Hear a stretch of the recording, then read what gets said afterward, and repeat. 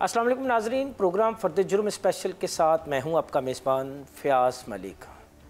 आज के प्रोग्राम में हम आपकी मुलाकात एक ऐसी शख्सियत से करवाएंगे जिन्होंने सिंध पुलिस का चेहरा तब्दील कर दिया, जिन्होंने सिंध पुलिस के फरसूदा सिस्टम को ख़त्म करके एक ऐसा मॉडल खड़ा किया कि अपने तो अपने गैर भी तारीफ़ करने पे मजबूर हो गए, जिन्होंने सिंध में सिक्योरिटी के मरबूत सिस्टम को मुतारफ़ करवाया और इसके साथ साथ शहर में पेट्रोलिंग के निज़ाम को कैसे फ़ाल किया जाता है ये भी उन्होंने ही सिंध पुलिस को बताया। आज उनकी बदौलत सिंध पुलिस में एक अलग ही नाम है स्पेशल सिक्योरिटी यूनिट और एमरजेंसी 15 का। जी हाँ, मेरे साथ मौजूद हैं DIG security doctor Maqsood Ahmad. तो मज़ीद बातें हम उन्हीं से करते हैं। सर, बहुत शुक्रिया, आपने अपना कीमती टाइम दिया। Doctor Maqsood Ahmed, thank you Fayaz भाई, फेस। और आपका बहुत बहुत शुक्रिया, आपकी टीम का बहुत शुक्रिया कि आप लाहौर से इतना दूर हमारी जो चीज़ों का है पब्लिक तक पहुंचाने के लिए आए, और ये एक हमारा एक ज़रिया है लोगों से बात करने का। तो मैं शुक्रगुज़ार हूँ कि आप आएँ, टाइम निकाला और हम यहाँ बैठ के डिस्कस कर रहे हैं कि पुलिस में हमने किस तरीके से इम्प्रूवमेंट्स की और आगे कैसे करें। अच्छा डॉक्टर साहब, आप जब पंजाब से सिंध में आए तो आपको यहाँ का सिक्योरिटी का सिस्टम दिया गया, बड़े हुए पेट बुज़ुर्ग बाबे पुलिस एहलकार आपको दिए गए कि जाएँ जी इनसे सिक्योरिटी सिस्टम को बेहतर करें, इन्हीं से VVIPs की सिक्योरिटी करें, इन्हीं से कराची और सिंध के दीगर मामलात की सिक्योरिटी करें। तो क्या सोच के आपको सिस्टम दिया और इस सिस्टम को देख के आपने क्या सोचा? जी, मैं जब बाहर पढ़ने गया था, I did my masters from London school of economics in criminal justice policy. 2007 में गया था, 2008 में मेरी वापसी हुई। तो I was junior SP at that time. उस वक्त सिक्योरिटी के जो आप अभी इतना ऑर्गेनाइज और अरेंज चीज़ें देखते हैं, ऐसा नहीं होता। थानों से लोग गए होते थे, सिक्योरिटी की ड्यूटी पे लगे हुए हैं, या उनकी कोई काउंटिंग ही नहीं थी। तो उनका कि इसको थोड़ा सा गवर्नमेंट का उस वक्त के जो सीनियर लीडरशिप थी उनका ये ख्याल था कि इसको थोड़ा सा ऑर्गेनाइज़ करें, एटलीस्ट पता चले कि जो थानों की नफरी है वो थानों में कितनी है और थानों के अलावा बाकी कितनी ड्यूटी कर रही है। तो उस एक चैलेंजिंग टास्क था वो। As a young SP SSP security का मुझे चार्ज दिया गया, और उसमें ये ऑर्डर था कि जितने भी सिक्योरिटी के ड्यूटी पे लोग मौजूद हैं, they all stand transferred under his command. वहाँ से फिर लोगों की गिनती करना, उनको चेक करना कि कहाँ कहाँ पे। आर्डर देने वाले ने सोचा होगा भाई यहाँ तो ये ठीक कर देगा, यहाँ भाग जाएगा। हाँ, ऐसे ही था। इसी चैलेंज के साथ ही मैंने जॉब को कबूल किया। और जब हमने काउंटिंग शुरू की तो उस वक्त 2008 की बता रहा हूँ बात, कि तकरीबन 7,500 लोग कराची पुलिस के सिक्योरिटी की ड्यूटी पे मौजूद थे। तो एक बहुत बड़ा फिगर था उस चीज़ के लिए कि जिसका हमें पता नहीं था कि एग्जैक्टली कितने बंदे सिक्योरिटी की ड्यूटी पे मौजूद है, कितने लोग थानों की ड्यूटी कर रहे हैं, कितने लोग इन्वेस्टिगेशन की कर रहे हैं। तो उस चीज़ से हमने वहाँ से काम शुरू किया। ना कोई हेडक्वार्टर था, ना कोई दफ्तर था प्रॉपर तरीके से, जिसको हम कहें कि जी पूरे सिक्योरिटी डिवीज़न। अभी तो आप सिक्योरिटी डिवीज़न के हेडक्वार्टर में बैठे हैं, उस वक्त ऐसा कुछ भी नहीं था। तो वहाँ से ज़ीरो से चीज़ें शुरू की, सबको हमने इकट्ठा करके उनकी ह्यूमन रिसोर्स मैनेजमेंट के हवाले से उनकी काउंटिंग, उनकी हाज़िरी गैर हाज़िरी, सारे सिस्टम को हमने किया। फिर उनकी ट्रेनिंग बेहतर की, मगर जो क्वालिटी रिक्वायर्ड थी उस वक्त वो नहीं मिली। जो आप कहते हैं कि जी प्रेसिडेंशियल सिक्योरिटी है, प्रेसिडेंशियल सिक्योरिटी की जब हम बात करते हैं या प्राइम मिनिस्टर या हेड ऑफ स्टेट सिक्योरिटी के, तो हम मिसाल देते हैं डेवलप्ड कंट्रीज़ की। तो मिसाली इदारा तो सीक्रेट सर्विस है कि जो उनके प्रोसीजर्स हैं, प्रोटोकॉल्स हैं, या जो उनकी ड्यू डिलिजेंस होती है ड्यूटी पे, वो होनी चाहिए, मगर वो तो दूर दूर तक कहीं पे भी अच्छा, नहीं था। जो शुरू आपको स्टाफ मिला, कागज़ों में तो वो जाता था सिक्योरिटी ड्यूटी पे, मगर वो वहाँ से भी गायब। प्रॉब्लम तो थी, वो हमने इंश्योर की चीज़ें वो नहीं आगाज़ की मैं बात, आगाज़ ऐसे ही था कि उसका पता ही नहीं था कितने लोग हैं। किसी ने एक थाने से पकड़े हुए हैं, दूसरे थाने से भी पकड़े हुए हैं, मुंशी से हाजिरी लगवाई, वो इस तरीके से चल रहा होता था। तो उन सब चीज़ों को अंडर कमांड लेके आना, उनसे उनको तौर तरीके समझाना, उनकी ट्रेनिंग करना, ये सारी चीज़ें हमने शुरू की उस वक्त की टीम के साथ। जो उस वक्त मेरे साथ थे वो टीम आज भी मौजूद है। जो कि बेहतर काम करते थे, उन्होंने सारी चीज़ को ऑर्गेनाइज़ किया और हमने इस नतीजे पे पहुँचे कि एग्जैक्टली कितने लोग हैं और उनकी ड्यूटी आवर्स क्या हैं, कहाँ कहाँ पे ड्यूटी करते हैं, उनकी वेलफेयर का सिस्टम हमने बेहतर किया। हम बात कर रहे थे प्रेसिडेंशियल सिक्योरिटी की, वो तो एक जनरल सिक्योरिटी होगी, कोर्ट पुलिस भी उसके अंदर है, सिक्योरिटी जो मिनिस्टर्स की और बाकी जो इम्पोर्टेंट पर्सनालिटीज़ हैं उनकी सिक्योरिटी, जुडिशरी की security, there all a part of security division, जो उस वक्त नहीं था। तो उस वक्त हमने उन चीज़ों को हिस्सों में डिवाइड किया कि जी उस पर कंपनी वाइज होती थी, ये जुडिशरी की कंपनी है, ये कोर्ट पुलिस की कंपनी है, और डीएसपी उस वक्त इंचार्ज होता था एक एक कंपनी का, किसी का इंस्पेक्टर होता था, जिसके ऊपर अभी सफ़ेद का मालिक, हाँ, जिसके ऊपर अभी एसएसपी रैंक के अफसर मौजूद हैं जो उसको लुक आफ्टर कर रहे हैं बेहतर तरीके से। तो वो जो हम बात कर रहे थे कि जी इंटरनेशनल स्टैंडर्ड की प्रेसिडेंशियल सिक्योरिटी होनी चाहिए, वहाँ से हमने आगाज़ लिया। हमने सीक्रेट सर्विस का मॉडल स्टडी किया, उसमें जो बेस्ट प्रैक्टिसेस होती हैं उनकी रिक्रूटमेंट की, उनकी ट्रेनिंग की। अच्छा डॉक्टर साहब, ये इन चीज़ों की तरफ भी मैं आऊँगा। मैं पहले ना वो मुश्किलात को महसूस करना चाहता हूँ जिनमें से आप गुजरे हैं, क्योंकि देखने वाला आज कहता है कि जी ये एसएसयू बस क्या बात है, ये वो, इसके बनाने में क्या मुश्किलात थी। मैं अपने नाजरीन को वो बताना चाह रहा हूँ कि भाई ये बंदा इस सीट पे आज ऐसे ही नहीं बैठा, उसके कुछ तो है। मुश्किलात का मैं आपको थोड़ा सा एक आपको मैं उसकी फीलर दे देता हूँ। ये कि जब मैं एसएसपी सिक्योरिटी था 2008 में, तो परवेज़ मुशर्रफ साहब, he was the president from military side, arm forces की तरफ से, जो आर्मी चीफ के लेवल की सिक्योरिटी होती है, उनको 2 ब्रिगेड्स जो हैं वो सिक्योर करती हैं एज ए प्रेसिडेंट। तो कराची के अंदर जब उनका लास्ट विज़िट था तो 2 ब्रिगेड्स उनको प्रोटेक्ट करती थी। इसके अलावा एसएसटी के कमांडोज अलग थे और एमआई के लोग अलग थे और बाकी एजेंसीज़ के लोग थे, और पुलिस आउटर कॉर्डन में होती थी उस सिक्योरिटी के इंतज़ाम पे। ये सेटअप ना सिर्फ इधर था, पूरे पाकिस्तान में से था। लाहौर में भी जब हम देखते थे, अब उस फेज़ से जो उस वक्त एक्टिव सर्विस के जो प्रेसिडेंट थे, सिविलियन ट्रांजिशन हुई। उसमें बीबी शहीद का जो एपिसोड था, उसके अंदर जो थ्रेट के लेवल था उस वक्त पाकिस्तान लीडरशिप पे, उस चीज़ को आप सिर्फ जहन में रखें कि कितना ख़तरा था उन लोगों की सिक्योरिटी के हवाले से और मूवमेंट के हवाले से। और जिस तरीके से थ्रेट वार्निंग आती थी, ना सिर्फ उस वक्त के प्रेसिडेंट साहब को, बल्कि जो उससे पहले मुशर्रफ साहब पे 2-3 दफ़ा अटैक हो चुके हैं। फिर जो सिविलियन प्रेसिडेंट आए तो वो जो आर्मी का जो सिक्योरिटी थी वो तो हट गई, क्योंकि आर्मी चीफ की तो नहीं थी सिक्योरिटी। फिर वो उसने पुलिस पे जिम्मेदारी आ गई कि आपने उसी लेवल की सिक्योरिटी, उन्हीं थ्रेट परसेप्शन पे आपने करनी है और उन लोगों के साथ करनी है जिनकी ट्रेनिंग का और जिनका जो सारी चीज़ें, पुलिस का जो नॉर्मल एक तरीका होता है, उस तरीके का जो आपका ह्यूमन रिसोर्स है, उन लोगों के साथ आपने इस तरह की लेवल की सिक्योरिटी करनी। वो बहुत बड़ा चैलेंज था। उसमें उन लोगों को तैयार करना, उनको ट्रेन करना, फिर इस हिसाब से उनकी सिक्योरिटी को ऑर्गेनाइज़ करना। कि अल्लाह का शुक्र है कि एज़ ऑफ टुडे कोई इतना बड़ा वाक़या नहीं हुआ और हर चीज़ को हमने उसी ह्यूमन रिसोर्स से मैनेज किया। अच्छा, ये तमाम मुश्किलात से आप गुजर गए। अब हम आते हैं एसएसयू के क़याम की जानिब। ये आइडिया कैसे ज़हन में आया? किन ममालिक की फोर्सेस को देखा या किस मुल्क के आपने पुलिस सिस्टम को देखा कि नहीं यार, ये सिस्टम अगर मेरे पास हो तो मैं इसको बेहतर कर दूंगा, या इस तरह का एक विंग जो है वो पुलिस के अंदर होना चाहिए? जब हम बाहर जाते हैं, आप खुद भी बाहर गए होंगे, जो नाज़रीन बाहर जाते हैं, वहाँ पे आपने देखा होगा कि जो लॉ इन्फोर्समेंट के ऑफिसर्स होते हैं, they are well equipped, they are well trained, और उनकी जो पेज एंड प्रिविलेजेस होती हैं वो बेहतर होती हैं। और वो ना सिर्फ ये कि अपनी ड्यूटी बेहतर तौर पे करते हैं, बल्कि पब्लिक भी उनकी रिस्पेक्ट करती है। तो मैं ये सोचता था जब मैं लंदन में था कि जब यहाँ के एक पुलिस अफसर की लोग इज़्ज़त करते हैं और लॉ को फॉलो करते हैं और रिस्पेक्ट ऑफ लॉ है, तो हम अपने मुल्क में ये चीज़ क्यों नहीं कर सकते? पाकिस्तान में क्यों नहीं करते? और हम, ये भी हमारी तरह के इंसान हैं, इनकी भी हमारी तरह की नीड्स हैं।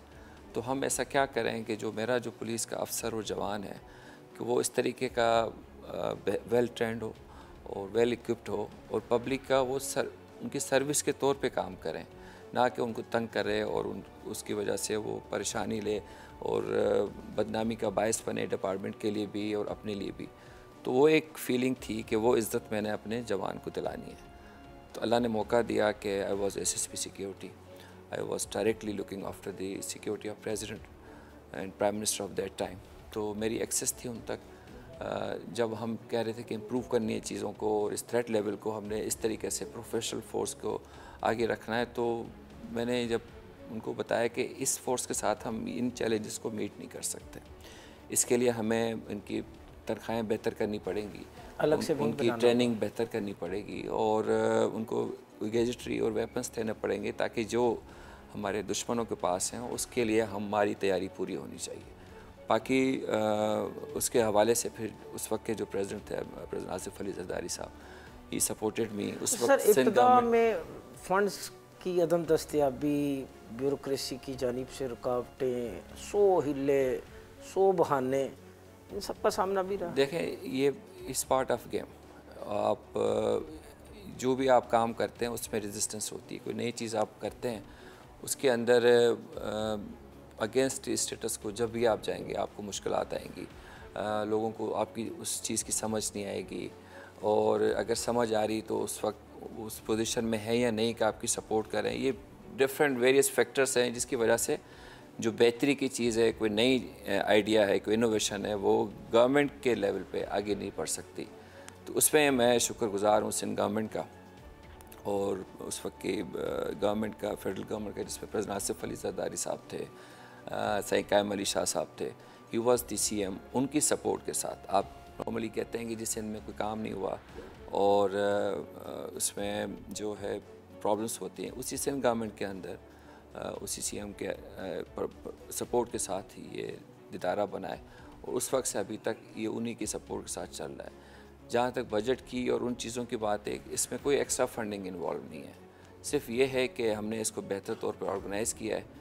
जो बजटरी रिक्वायरमेंट्स हैं वो गवर्नमेंट ने अप्रूव करके with in the available resource हमने उसको बेहतर यूटिलाइज़ किया है और प्रोडक्ट आपके सामने है।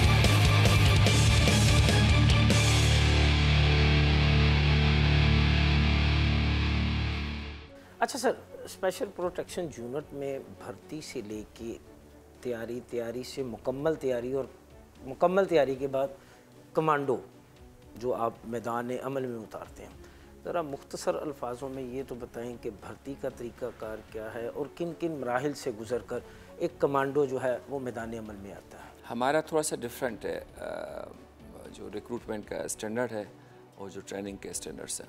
एक आम कमांडो को, एक आम सिविलियन को यूनिफॉर्म पहनाना, फिर उसको यूनिफॉर्म के एटिकेट सिखाना, फिर उसके यूनिफॉर्म पर्सन को कमांडो बनाने में एक लंबा प्रोसेस है। जो हमारी रिक्रूटमेंट होती है वो एक 100% मेरिट बेस्ड प्रोसेस है। नॉर्मली कहते हैं कि इंटरफेरेंस होती है। सियासी पर्ची तो नहीं आती सर? पर्चियाँ अगर आप आप भर्ती कर लें, देखें, जान पहचान होती है हर बंदे की, हर बंदा चाहता है कि उसके रिश्तेदार या उसके जो इन्फ्लुएंस में वो जिनका भला कर सकता है वो करे। तो हम उनको अगर कोई सिफारिश आती भी दी तो हम उनको कहते हैं कि उनको आप, ये हमारे टेस्ट हैं, इनको क्वालिफाई करें और फिर वो जब मेरिट पे आएगा तो इंटरव्यू के टाइम हम देखेंगे क्या कर सकते हैं। तो इंटरव्यू तक पहुंचने का जो मरला है ना, उसके अंदर इतने स्टेप्स हैं कि अगर आप गलत बंदा कोई भी आ जाए उसको क्वालिफाई नहीं कर सकता। अगर उसमें अपना वो दम नहीं है, रनिंग तो वही करेगा ना, उसका सिफारिशी मैं तो नहीं करूँगा, या उसमें जो उसका रिटन टेस्ट है वो हम थर्ड पार्टी से कराते थे। तो वो तमाम प्रोसेस एक मेरिट बेस है। और उसमें जो पाकिस्तान आर्म फोर्सेस में जब आप अफसर भर्ती होने जाते हैं आईसीएसपी के थ्रू, तो आप उसमें आप पे साइकोलॉजिकल टेस्टिंग लगती है कि आपके दिमाग पे क्या चल रहा है। 6 फुट का जवान है और फिज़िक ठीक है, मगर नेगेटिव थॉट्स हैं या एंटी स्टेट एलिमेंट्स हैं, तो वो उसकी चेकिंग हो जाती है। तो इन तमाम मराहल से हर जवान को हम गुजारते हैं, फिर जाके वो उस पोजीशन पे आता है कि उसको हम इंटरव्यू के लिए कॉल करें। और इंटरव्यू में भी उसको हम देखते हैं कि उसने जो बाकी लोग उसके साथ क्वालिफाई किए हैं उसमें सबसे ज़्यादा नंबर किसके हैं। और जिस बंदे ने सिंपल जो फॉर्म भरा है 100-200 रुपये का और तमाम मराहल उसने गुजारे हैं, उसके एक मिसाल आपने देख ली है कि आज हमने अपॉइंटमेंट ऑर्डर्स दिए, ये सारे अपनी मेरिट पे आए, किसी की सिफारिश के बगैर और किसी चीज़ को इन्फ्लुएंस के बगैर इनको आज अपॉइंटमेंट ऑर्डर्स मिले हैं। अब इनकी ट्रेनिंग होगी और आगे ये कमांडो की पोजीशन में ट्रेनिंग का मेयार क्या है?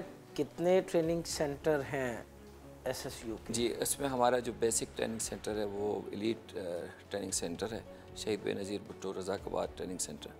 उसके अंदर हम तमाम कोर्सेज़ उनको करवाते हैं, जो बेसिक कोर्स है, एडवांस कोर्स है, फिर जो एलीट में जो जितने कोर्सेज़ हैं हमने वहीं पे रखे हुए हैं। बेसिक ट्रेनिंग के बाद वो बंदा जब क्वालिफाई करता है तो कमांडो के बैच के साथ वहाँ से निकलता है, और उसके बाद उसके रिफ़्रेशर कोर्सेज़ होते हैं। और रिफ़्रेशर कोर्सेज़ में ना सिर्फ ये कि इन हाउस ट्रेनिंग होती है, बल्कि जो बाकी हमारे पाकिस्तान आर्मी और पाकिस्तान नेवी के जो इस तरह के जितने भी ट्रेनिंग सेंटर्स हैं, कमांडो ट्रेनिंग सेंटर्स हैं, या जो पाकिस्तान नेवी का नेवी सील्स का ट्रेनिंग सेंटर है, उनके साथ हमारा कोऑर्डिनेशन है, उनके साथ हमारे बैचेस चलते रहते हैं और ट्रेनिंग जारी है। अभी भी हमारा एक बैच पाकिस्तान नेवी के जो सील्स का ट्रेनिंग सेंटर है वहाँ पे अभी भी उनकी ट्रेनिंग चल रही है। तो एक कांस्टेंट प्रोसेस है कि बेसिक ट्रेनिंग के बाद भी वो बंदा अपनी इम्प्रूवमेंट करता रहता है, और जो नए नए चैलेंजेस आते हैं या जो कोई नई टेक्निक्स आते हैं या थ्रेट्स आते हैं, हम उसके बारे में उनको इन्फॉर्म करते रहते हैं। अच्छा सर, क्या ऐसा है आपके डिपार्टमेंट में कि यहाँ एक आदमी आया, उसने अपनी ट्रेनिंग मुकम्मल की, कमांडो बन गया, फिर उसके बाद उसने सिफारिश की और वो थाने में चला गया या किसी दूसरे विंग में चला गया? 10 साल तक वो कहीं नहीं जा सकता। अच्छा, 10 साल तक के लिए पाबंद है? उसका ये है कि हम उस पर इन्वेस्टमेंट करते हैं ट्रेनिंग के हवाले से, जो इन्फॉर्मेशन जो उसके साथ हम थ्रेट लेवल शेयर करते हैं वो एक सेंसिटिव इन्फॉर्मेशन होती है। तो ये हमारा जो एक कमांडो है ना, वो हमारे लिए हमारा रिसोर्स है वो, और हमारा एसेट है। हम उस पर इन्वेस्ट करते हैं, उसको इम्प्रूव करते हैं, और उससे हम परफॉर्मेंस की ड्यूटी लेते हैं। इसी वजह से आपने देखा होगा कि हर बंदा एक दूसरे के साथ रिलेटेड है और सिंक्रोनाइज्ड है। ये पूरा एक इकोसिस्टम है जो हमने बनाया हुआ है कि एक बंदे से रिक्रूटमेंट से लेके उसकी जो जहाँ तक जब तक वो डिपार्टमेंट में है, उसकी वेलफेयर का ख्याल, उसकी प्रमोशन का ख्याल, हर चीज़ हम उसको लुक आफ्टर करते हैं, ताकि उसको जो बेसिक नीड्स की परेशानी वो ना हो। उसकी ट्रांसपोर्टेशन का बंदोबस्त है, जहाँ पे भी ड्यूटी पे जाता है उसको इज्जत से लेके जाते हैं। ड्यूटी आवर्स हमने जस्टिफाई किए हुए हैं हर एक के लिए, माइनस कोई बड़े इवेंट के 8 घंटे की उसकी रूटीन की ड्यूटी है, खाना उसको ड्यूटी पॉइंट पे मिलता है। ये तमाम चीज़ें जो कि एक जवान के लिए होनी चाहिए, जवान और अफसर के लिए, वो हमने यहाँ पे इंश्योर की हुई है। यही वजह है कि जो लोग यहाँ पे आते हैं तो वो कंटिन्यू करते हैं अपनी ड्यूटी में, 10 साल के बाद भी वो यहीं पे रहते हैं और इस चीज़ को लेके चलते हैं आगे। इसमें कितनी हकीकत है कि स्पेशल प्रोटेक्शन यूनिट सिर्फ सियासी शख्सियात या आला अहदेदारों की सिक्योरिटी पे है, आम आवाम से इसका कोई ताल्लुक़ नहीं? स्पेशल सिक्योरिटी यूनिट जब हम बनाया था उस वक्त जो थ्रेट का मैंने आपको शुरू में बताया कि बहुत ज़्यादा ख़तरात थे हमारी लीडरशिप को, और इस तरीके का कोई इदारा नहीं था। जैसे USA में सीक्रेट सर्विस है, उनकी ड्यूटी यही होती है कि टू प्रोटेक्ट इम्पोर्टेंट इंस्टॉलेशंस और important personalities including prime minister, former president and former president and governors. तो वो चीज़ हम मिसाल तो देते हैं कि ऐसे बन जाए, तो मगर वो हम उस तरीके के उसको फॉलो नहीं करते। तो ये उसी मॉडल का बना हुआ है, और उसमें हमने कोशिश की है कि उनके जो बेस्ट प्रैक्टिसेस हैं उसको फॉलो करें, और उसमें जो उनकी ट्रेनिंग के हवाले से जो भी चीज़ें हमें रिक्वायर्ड है वो हम अपने जवानों को दें।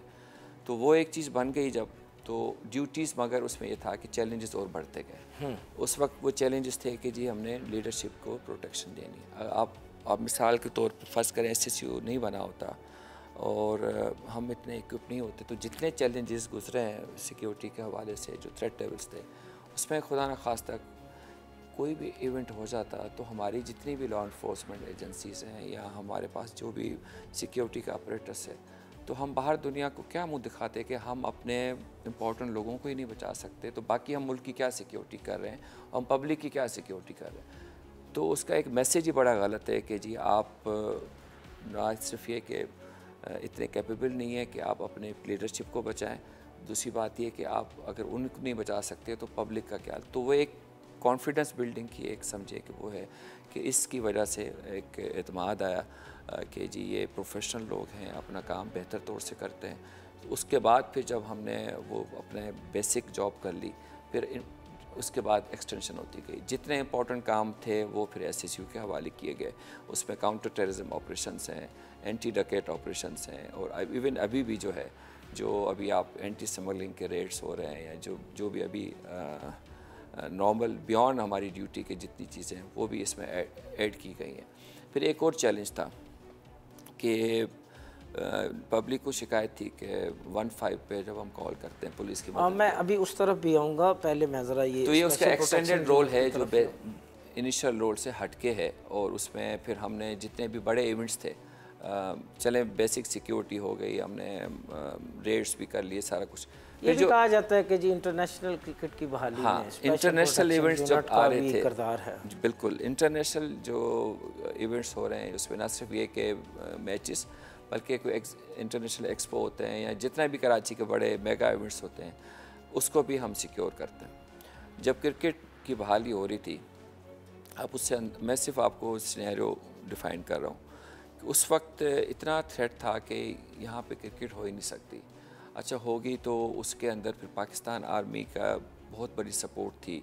उनके यहाँ पे यूनिट्स आते थे, कमांडो यूनिट्स आते थे, और रेंजर्स के साथ मिलके वो शुरू में तो इस तरीके था कि जैसे छावनी वाला माहौल है और आपने बड़ा अच्छी तरीके से, मगर आहिस्ता आहिस्ता हमने उस रोल को टेक ओवर किया, और उसमें पाकिस्तान आर्मी, पाकिस्तान रेंजर्स शुरू में फ्रंट पे थे, अब सेकेंडरी रोल और थर्ड टियर पे चले गए।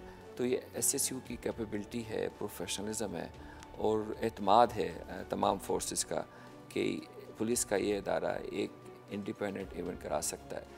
फिर ये जब पिक्चर बाहर जाती है मूवमेंट की कि सिर्फ पुलिस ही सिक्योर कर रही है, तो आपके मुल्क के लिए एक बेहतर इमेज जाता है कि बजाय इसके कि आर्मी और रेंजर्स के लोग आपको इतना ज़्यादा सिक्योर कर रहे हो, वो तस्वीर और पुलिस की तस्वीर के पुलिस सिक्योर कर रही है।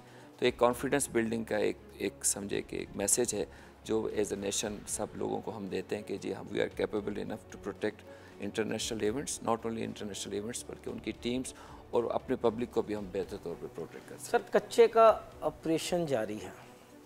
कच्चे के ऑपरेशन में SSU भी अहम किरदार अदा कर रही है, मगर क्यों कच्चे के डाकुओं पर पक्का हाथ नहीं डाला जा रहा? उसके डिफरेंट रीजंस हैं। एक तो जो डायरेक्ट जिम्मेदारी SSU की नहीं है, हम उनको सपोर्ट रोल में जाते हैं, उनको स्नाइपर्स चाहिए, उनको उनके हवाले से किरदार तो है ना, बड़ा अहम किरदार है। तो हमारे जो कमांडोज जाते हैं, ऑपरेशंस जब हमारी रिक्वायरमेंट होती है हम जाते हैं, अपना काम करके आते हैं। बाकी जो उनके अपने इंटरनल इश्यूज़ हैं, इंटर डिस्ट्रिक्ट बाउंड्रीज़ हैं, इंटर प्रोविंस बाउंड्रीज़ हैं, यहाँ से उधर भाग जाते हैं, उधर से इधर भाग जाते हैं। फिर लोगों की सपोर्ट है, किसी अच्छे की सपोर्ट है, किसी बुरे की, तो एक ओवरऑल जो एक ऑपरेशन होना चाहिए वो नहीं हो पा रहा। अच्छी कमांड आती है तो कुछ हम बेहतर कर सकते हैं, फिर जब बीच में चेंजेस आती हैं तो फिर वो चीज़ें थोड़ी सी पीछे हो जाती हैं। तो एक कांस्टेंट एफर्ट है जो कि पुलिस करती रहती है, और उसमें बड़ी कुर्बानियाँ हैं हमारी इस चीज़ को मेंटेन करने के लिए। आपने स्केटिंग फोर्स बनाई क्या? स्केटिंग फोर्स का ये था कि जो हमारे स्पोर्टिंग इवेंट होते हैं, फ़र्ज़ करें कि स्टेडियम फुल भरा हुआ है, 30-40 हज़ार का क्राउड है, और उनको जो बाहर पूरे रोड्स उसके सराउंडिंग 2-3 रोड हमने बंद किए होते हैं, जो पब्लिक पैदल जा रही होती है उनकी गाइडेंस के लिए, उनको सपोर्ट करने के लिए हमने, जो लोग पैदल वॉक करते थे, गश्त करते थे, हमने उनको स्केटिंग के वो कोई मुस्बत नताइज सामने आए? बिल्कुल, उनमें जितनी भी हमारी पब्लिक आती है उनको गाइड करते हैं, उनको एक सेंस ऑफ सिक्योरिटी फील होता है कि हमारे वेल इक्विप्ड लड़कियां जो है उनके साथ खड़ी हैं, उनको गाइड कर रही हैं, उनको प्रोटेक्ट कर रही हैं। अच्छा डॉक्टर साहब, जिस सीट पे आप हैं अमूमन इसको क्लैरिकल सीट कहा जाता है, क्योंकि फील्ड की पोस्टिंग नहीं कहा जाता। SP, SSP और अब DIG, क्या कभी जहन के किसी खाने में ये ख्याल आया हो कि यार मैं भी फील्ड पोस्टिंग लूँ, मैं भी किसी डिस्ट्रिक्ट का, किसी रेंज का DIG होता है या किसी बड़े डिस्ट्रिक्ट का SSP होता है? देखें, ख्वाहिश तो होती है ना। पहले तो ये कि ये जो सिक्योरिटी की जितनी भी पोस्टिंग्स हैं, जैसे मेरे जितने अंडर कमांड अफसर्स हैं, इसको फील्ड की पोस्टिंग की नहीं, अभी मगर वो जिस फील्ड की मैं बात कर रहा हूँ उसका तो एक अलग चार्म है ना। वो एक आपको लगता है कि जो थानेदार के ऊपर पुलिस अफसर बैठा हुआ है वही फील्ड है, ऐसा नहीं है। जो अफसर, मुझे नहीं लगता, मैं वैसी एक फीलिंग की बात कर रहा हूँ। मैं फलाना डिस्ट्रिक्ट का SSP या फलाना डिस्ट्रिक्ट का DIG, उसी तरफ आता हूँ। जो मॉडर्न मैनेजमेंट कॉन्सेप्ट है ना, वो स्पेशलाइजेशन की तरफ है। आप 10 डिस्ट्रिक्ट कर लें थोड़ा 8-6 महीने करके, जब आप कुछ चेंज करना चाहते हैं फिर आप चेंज हो जाते हैं। फिर दूसरा आता है आपको कंटिन्यू करता है, उसको नहीं करता है, तो वो उसकी जॉब सेटिस्फेक्शन मुझे तो नहीं फील होती। मैंने एएसपी का टाइम गुजारा, वह सारा टाइम पंजाब में, एक मैंने टाउन किया है कराची में। वो है अपनी जगह पे कि जी आपने पुलिसिंग करनी है, एक्टिव रोल करना है और जो डेली की रूटीन है, मगर उसमें जो आप चेंज ला सकते हैं ना बेहतरी का, उसका मार्जिन कम होता है। जो आपके प्रोसीजरल इश्यूज़ होते हैं, जो आपके इन्फ्लुएंसेस होते हैं, उसमें उस अफसर का बहुत कम रोल रह जाता है चीज़ें बेहतर करने का। जब तक मैं था एज ए एएसपी, आप जानते हैं मुझे, हम जितना बेहतर कर सकते थे उस टाइम पे भी हमने वो चीज़ें कोशिश की कि थाने के लेवल पे जो भी बेहतरी कर सकते हैं टेक्नोलॉजी वाइज, बाकी चीज़ों में वो हम करें। मगर जब मुझे यहाँ मौका मिला इसको ठीक करने का, तो एक बहुत बड़ा ये काम था। अब यूँ समझें कि एक इदारा ज़ीरो से खड़ा करना, सुनने में तो ये आसान लगता है कि जी ये सारी चीज़ें हो गई, मगर इसके पीछे जितनी मेहनत दरकार है और जो कंटिन्यूस एफर्ट और उसकी जो सपोर्ट चाहिए, अगर उसमें आप थोड़ा सा भी आंख झपकेंगे तो वो चीज़ वैसे रिज़ल्ट नहीं दे सकती। तो मुझे इस चीज़ में एक सेटिस्फेक्शन होती है कि एक चीज़ मैंने अपने हाथ से क्रिएट की है, उसको उसके स्टैंडर्ड्स मेंटेन किए हैं, लोगों को आगे मोटिवेट किया है कि इस चीज़ को आप ज्वाइन करें और बेहतर परफॉर्म करें। तो मुझे इस चीज़ में खुशी है। जिस काम में आपको अगर खुशी मिल रही है और आप वो जॉब कर रहे हैं, तो बात ये नहीं कि डिस्ट्रिक्ट बुरा है या वो कोई जाना नहीं चाहता है, जाएगा तो उधर ज़्यादा बेहतर करेगा या बुरा करेगा। बात ये कि आई एम हैप्पी है और अल्लाह लोगों को शुक्रगुजार भी होना चाहिए। अगर मुझे यहाँ पे बैठ के खुशी हो रही है, मैं कोई काम कर रहा हूँ, उससे मुझे सुकून मिलता है कि आज मैंने कोई बेहतरी की है, कोई मुल्क के लिए बेहतरी की है, डिपार्टमेंट के लिए बेहतरी की है, तो वो ठीक है, I am happy in that. जब मौका मिलेगा तो हम उस तरफ भी जाके जो डिस्ट्रिक्ट और डिवीज़न की बात कर रहे हैं उसमें भी हम कुछ कर सकेंगे जब टाइम आएगा तो।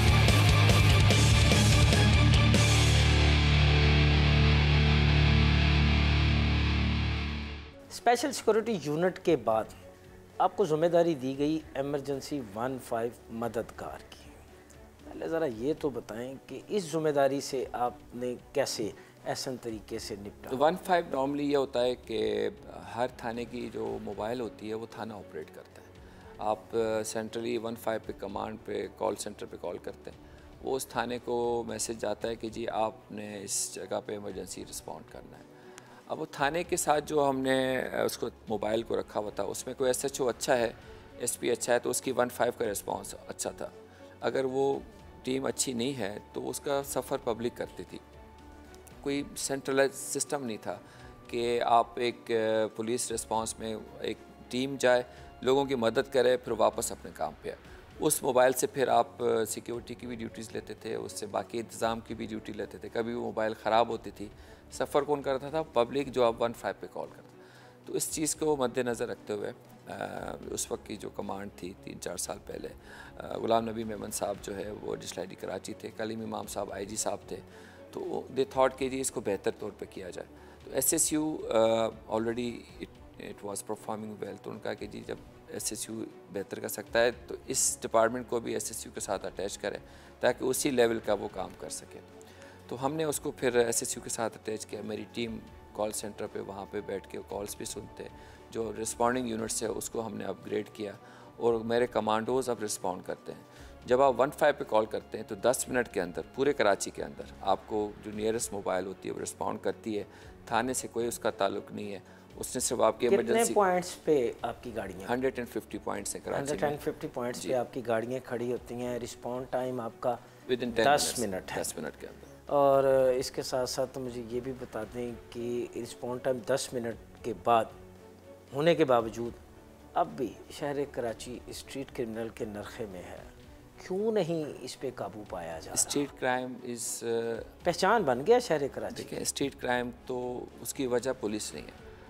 क्रिमिनल को बनाने की सोशो इकोनॉमिक इश्यूज़ होते हैं, उसकी बेरोज़गारी है, उसके बाकी चीज़ें हैं। पुलिस का काम है पकड़ना, उसको जेल भेजना, फिर कोर्ट के हवाले करना, उस पर फिर डिसीजन जो आता है उसके हिसाब से करना। तो वो पुलिस करती रहती है। अभी इतने मुकाबले होते हैं और इतने लोग उसमें मारे जाते हैं, वो आपके सामने फिगर्स हैं। इतना अच्छा रिस्पांस टाइम, 10 मिनट का रिस्पांस टाइम, फिर 150 पॉइंट, आपके कमांडोज, आपकी तरबियत याफ्ता फोर्स, इसके बावजूद शहर कराची से ना तो स्ट्रीट क्राइम ख़त्म हो रहा, ना ही स्ट्रीट क्राइम का खौफ ख़त्म हो रहा है, इसकी क्या वजह है? कम है ये। पर थाना एक मोबाइल हमने लगाई है। अगर आप आइडियली देखें तो पर थाना 3 से 5 मोबाइल होनी चाहिए, और मोटरसाइकिल के कोई 5 यूनिट्स, 5 से 10 यूनिट होने चाहिए, कोई 20 मोटरसाइकिल होनी चाहिए, ताकि हर गली हर चीज़ आप कवर कर सकें। इतने बड़े शहर की 2.5 करोड़ के करीब की आबादी है अनऑफिशियल जो है, उसके हिसाब से जो रिसोर्सेज हैं उसके अंदर ये परफॉर्मेंस जो है बहुत बेहतर है, और इसको मज़ीद बेहतर किया जा सकता है अगर हम जैसे ऑफिसर की मौजूदगी में भी शहरी खौफ व हरास का शिकार हैं, खौफ में मुब्तला हैं, कहते हैं मोबाइल हाथ में नहीं पकड़ना, स्नैचिंग हो जाएगी, चपट्टा मारा जाएगा। डॉक्टर मकसूद मेमन जिस शहर का एमरजेंसी 15 का हेड हो, इमरजेंसी में तो हम पहुंच रहे हैं ना। मकसद ये कि आप पहले इस कुछ देखें कि इमरजेंसी हो रही है आपके साथ, फिर भी पुलिस नहीं आ रही। इस चीज़ को तो अप्रिशिएट करें कि कम से कम पुलिस रिस्पॉन्ड कर रही है। अब जो क्रिमिनल इतनी तादाद में है उसको पकड़ना, उसको आगे करना, वो पुलिस कर रही है, आगे भी करती रहेगी। It will take time to address this issue. ये खाली पुलिस का मसला नहीं है। कोई ऐसा ही पैगाम दे दें जिससे शहर कराची के बासी और मेरे जैसे दूसरे शहर से आने वाले इत्मीनान कर लें कि भी कराची महफूज है, कराची गैर महफूज नहीं है। गैर महफूज नहीं है कराची। 15 पे आप कॉल करते हैं, पुलिस आपकी मदद को पहुंचती है, क्रिमिनल जस्टिस सिस्टम आपकी सपोर्ट करता है। आप अभी चलें, मोबाइल का इशू है, अंडरस्टैंड कि स्ट्रीट क्राइम है। आप वो वक्त भूल गए जब इसी शहर में 10-10 लाशें उठती थी, police officers, law enforcement agencies पे अटैक होता था। इस सारे माहौल में अभी ज़ीरो आपका वो इस तरीके के क्राइम है, किडनैपिंग फॉर रैंसम नहीं है, आपका कोई जो बाकी इश्यूज़ होते थे आपके, लियारी गैंग वॉर नहीं है, आपके बाकी चीज़ें नहीं है। ये किसने ख़त्म किया? तो ये कराची पुलिस ने ख़त्म किया। सर इनको भी तो ये टाइम, हर चीज़ का टाइम लगता है। देखें, आप कराची की बात करते हैं, इवन न्यूयॉर्क के अंदर भी आप जाएं तो उधर भी स्ट्रीट, मैं कराची की बात नहीं कर रहा, मैं कराची का पॉजिटिव जो है फेस वो दिखाने की कोशिश कर रहा हूँ, जहाँ लोगों को यहाँ आने से पहले डराया जाता है, भाई कराची ना जाना, मोबाइल छीन जाएगा, सड़क पे ना फिरना, भाई वो टीटी वाले आ जाएंगे। मैं तो इस तासुर को ख़त्म करने की कोशिश, टाइम लगेगा चीज़ों को इम्प्रूव करें। हमने देखा जहाँ से शुरू किया, अभी कराची टॉप 10 डेंजरस सिटीज़ में आता था, अभी वो हालात नहीं है। चीज़ें बेहतर हो रही हैं, आहिस्ता आहिस्ता और बेहतर होंगी। इसमें टेक्नोलॉजी का इन्वॉल्वमेंट है, इसमें बाकी चीज़ों की एडिशन है। जब वो वक्त के साथ एड ऑन होगी तो और चीज़ें बेहतर होती जाएंगी। ऐसी चीज़ नहीं है नामुमकिन के ना कर सकें, ये डूएबल है, और इंशाल्लाह इसी टीम ने करना है और बहुत जल्द करना है। चलें अब आपसे अच्छी अच्छी बातें करते हैं आपके बारे में। अब सुना कोई यूनिवर्सिटी बनाने का इरादा रखते हैं? जो प्रोग्रेस है वो उनकी तालीम में, उनकी विजडम में पोशीदा है। ये कौमों से लेके डिपार्टमेंट्स पे बात आती है, और डिपार्टमेंट्स में वो जब तक वो चीज़ें हम उनको पढ़ाएंगे नहीं, उनको बेहतर नहीं करेंगे, अब आगे नहीं बढ़ सकते। तो हम जो क्राइम के अगेंस्ट लड़ रहे हैं, टेररिज्म के अगेंस्ट लड़ रहे हैं, उस पर बेसिक ट्रेनिंग तो पुलिस, स्कूल और कॉलेज में होती है, मगर इस तरह कोई प्रॉपर सेटअप नहीं है जो हम जहाँ पे उनको बेहतर आला तालीम इंटरनेशनल स्टैंडर्ड दे सके। उसके लिए एक पुराना मतलब इसको मेरे थॉट थी कि एक पुलिस यूनिवर्सिटी होनी चाहिए, जिसमें ना सिर्फ ये कि सिविलियन पढ़ें, बल्कि अपने पुलिस अफसर्स को भी हम लॉ इन्फोर्समेंट की, काउंटर टेररिज्म की तालीम दे सकें, ताकि जो उनकी फील्ड के इश्यूज़ हैं, प्रॉब्लम्स हैं, उसको बेहतर तो टेररिज्म के हवाले से आपको गुज़श्ता दिनों एक डिग्री से भी नवाजा गया, ये भी ज़रा हमारे नाज़रीन। जी, मैं recently did my PhD in terrorism financing. मेरा जो रिसर्च टॉपिक था वो टेररिज्म फाइनेंसिंग इन पाकिस्तान था, और UK की यूनिवर्सिटी से मैंने पढ़ा है, और रिसेंटली अभी ये रिसर्च की बुक आपके सामने पड़ी हुई है, और उसमें ये था कि हमारे क्या इश्यूज़ हैं, चैलेंजेस क्या हैं, और टेररिज्म को हम कैसे रोक सकते हैं अगर हम उनकी फाइनेंसेस को कंट्रोल कर सकें। सर सैलाब के दिनों में भी आपके यूनिट ने, सिक्योरिटी यूनिट ने और दीगर जो आपके डिपार्टमेंट्स हैं, उन्होंने बड़ी मदद की, बड़ा कुलीदी किरदार अदा किया। ज़रा इस बारे में भी बताइए। सैलाब के दिनों में बहुत मुश्किल टाइम था पूरे पाकिस्तान में, और लोगों को खाने को नहीं था। जो लोग अपने घरों से निकल के सड़कों पे बैठे हुए थे, पूरा सिंध उसमें पानी के अंदर, आप एक समझे कि दरिया का मंजर पेश कर रहा था। उसके अंदर जितने भी लोग वहाँ पे इफेक्टेड थे, वहाँ तक इमदाद पहुँचना भी मुश्किल हो रही थी। तो उस चीज़ को हमने बड़ी सपोर्ट की। उसमें आईजी साहब गुलाम नबी मेमन साहब, उनकी सपोर्ट के साथ पूरी सिंध पुलिस इस काम पे लगी रही। जितने भी डीपीओज़ थे उन्होंने हेल्प की। यहाँ पे सिंध पुलिस का एक सेंट्रल कमांड सेंटर था, जिसमें जितने लोगों की रिक्वायरमेंट आती थी सैलाब के हवाले से कि उनको खाना नहीं मिल रहा, दवाएं नहीं मिल रही, और आपने मेडिकल कैंप भी लगाए थे सर? राशन पहुँचाने के इश्यूज़ थे कि फ़र्ज़ करें आप officially as a government agency या मुखैर हजरात जो उधर हेल्प करना चाहते थे वो आगे तक जा नहीं सकते थे। लोग उनको रास्ते में रोक लेते थे, लूट मार हो रही थी कि खाने को नहीं मिल रहा। तो जो आगे इंटीरियर के डिस्ट्रिक्ट्स थे वहाँ तक इमदाद नहीं पहुँच पा रही। तो हमने उनके साथ मिलके उनको ना सिर्फ सिक्योरिटी दी बल्कि उनको अपने वॉलंटियर्स थे ताकि जाके लोगों की मदद करें, उनको खाना पहुँचाएँ, उनको दवाइयाँ दें। पूरे सिंध के अंदर हमने ये सारा ऑपरेशन किया और उसमें जेडीसी के साथ मिलके ना सिर्फ सिंध में बल्कि बलूचिस्तान के इलाकों में भी हमारे लोग गए और लोगों की मदद की है। अच्छा सर, कोरोना वायरस के दौरान भी आपका यूनिट जो है बड़ा पेश रहा लोगों की खिदमत करने के लिए। फिर जो जिन माफिया ने अद्वियात को गायब कर दिया था उनके ख़िलाफ़ कार्रवाई करने के हवाले से ज़रा ये भी आप हमारे जी, कोरोना में भी मुश्किल टाइम था पूरे मुल्क पे, क्या पूरी दुनिया पे। उसमें पाकिस्तान को जो चैलेंजेस थे उसमें बड़ी हेल्प की हमने लोगों की, और जो मूवमेंट्स थी उस हिसाब से उनको कंट्रोल करना। फिर जितने लोग बीमार हो रहे थे विद इन डिपार्टमेंट, हम ठीक होंगे तो किसी की मदद करेंगे ना, उनका इलाज के हवाले से, उनको बाकी चीज़ों के हवाले से हमने काफ़ी सपोर्ट की। तो सिंध पुलिस का बड़ा इम्पोर्टेंट रोल रहा है और SSU उसका मेन फोकल पॉइंट था इन तमाम चीज़ों को डिलीवर करने के लिए, लोगों की मदद करने के लिए। और हमने ना सिर्फ एक अपने डिपार्टमेंट के लोगों की हेल्प की बल्कि जो बाकी भी पब्लिक को अगर कहीं पे कोई हेल्प चाहिए थी तो हमने अपनी पूरी सपोर्ट उनके साथ की और लोगों को मुश्किल वक्त में हमने उस टाइम पे इस चीज़ को इंश्योर किया कि कम परेशानी के साथ वो वक्त गुजरे। सर, DIG सिक्योरिटी की हैसियत से आप सिंध और कराची के शहरियों को क्या पैगाम देना चाहेंगे? जी, कराची की और सिंध के शहरियों के लिए यही पैगाम है कि पुलिस की लीडरशिप बहुत मेहनत के साथ काम कर रही है और उसमें हर अफसर व जवान इस कोशिश में रहता है कि पब्लिक की हम बेहतर तौर पे हेल्प कर सकें, उनकी मदद कर सकें। किसी का क्राइम करना, उसके मेंटल स्टेट को तो हम नहीं ठीक कर सकते, उसके जो ज़ाती वजूहात हैं क्राइम करने की, मगर क्राइम के बाद जो उसका फॉलोअप है, उसका जो लीगल सिस्टम है, उसकी सपोर्ट है, हम सब उसमें उनको सपोर्ट करने को तैयार हैं। अगर इमरजेंसी में किसी को हेल्प चाहिए तो 15 पे कॉल कर सकता है और उस वक्त पुलिस की मदद उन तक पहुँचेगी।